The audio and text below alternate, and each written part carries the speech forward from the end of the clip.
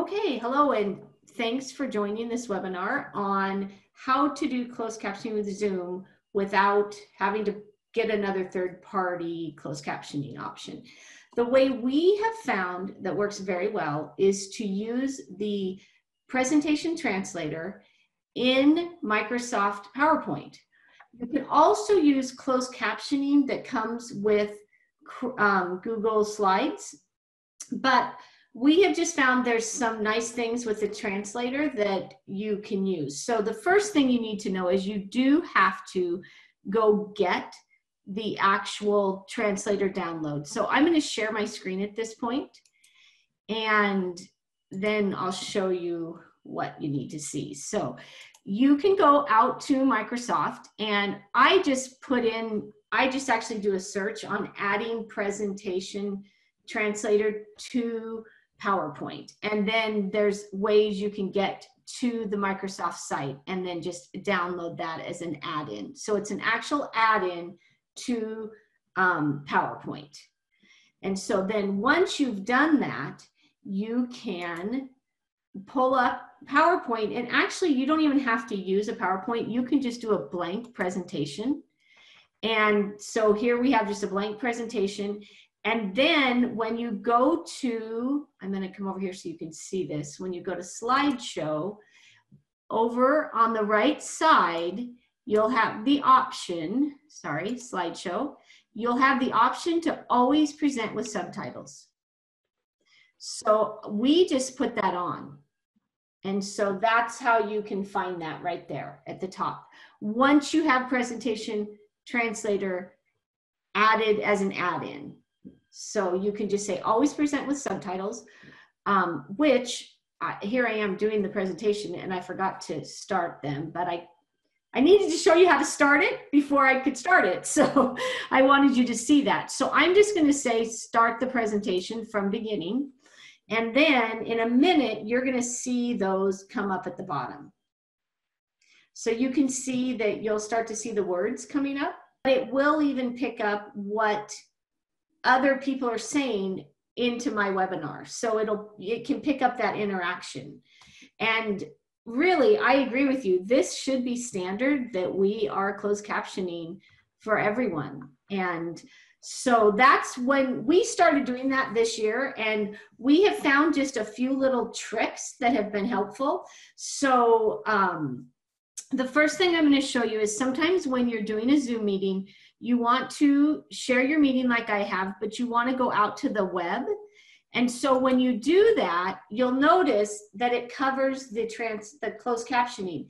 But what you want to do is just go up to the upper right screen where you can change the size of your window. And if you just click the middle option, so there's a minus which minimizes your window, there's an X which closes it, but the middle one is restore down. And that will allow you to change the size of the window that's showing your web page. And you can actually do this with anything you're presenting. There's typically, at least in Windows, you're going to have those three little buttons.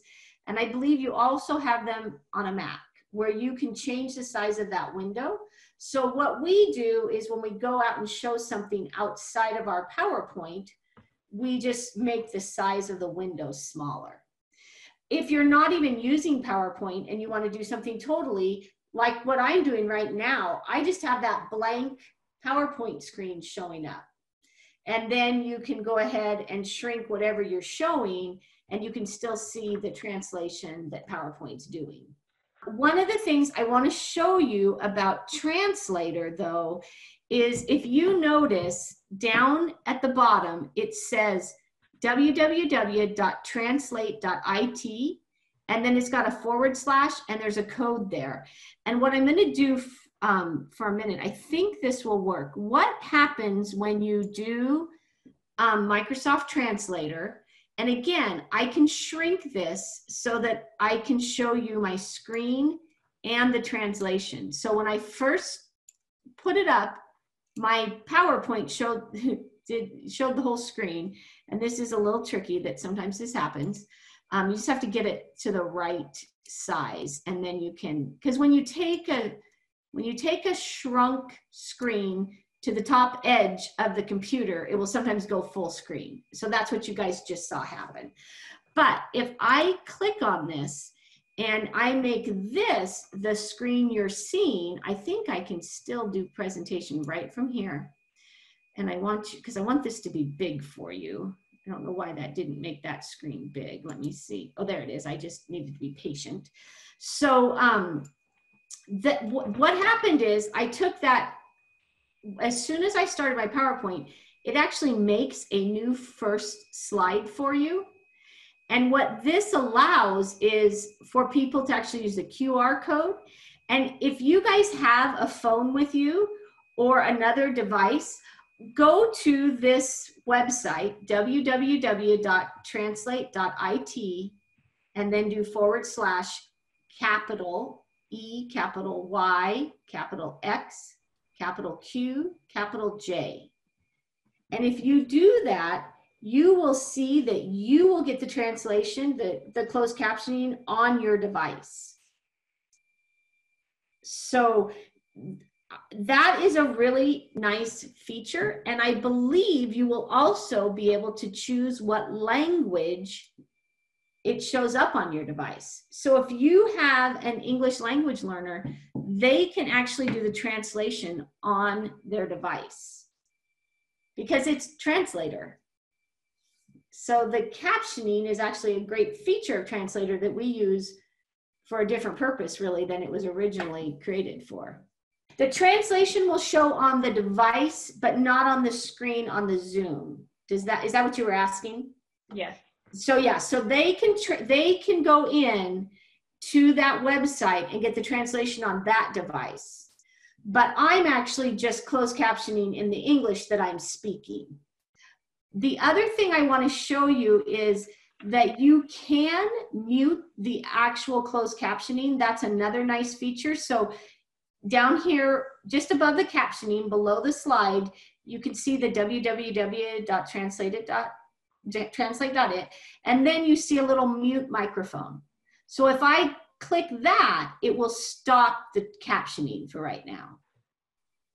So for instance, if you needed to let a participant talk and they didn't want it captioned and they wanted it private for whatever reason, you could do that. And sometimes you just need to deal with something and so you don't want it translated. So you can do that. We use this at the beginning. So we have this set to go for our webinar, but then I don't start the actual captioning till the webinar starts because we're often talking about other things before the webinar officially starts. So we try to remember to mute it at that time. And then they do these 3 little dots right here. You can hide the subtitles. You can you have some setting options. You can save the transcript, which is really nice if your student wants to have that. You can unmute your audience. And I've never played with that. I always just leave my audience unmuted.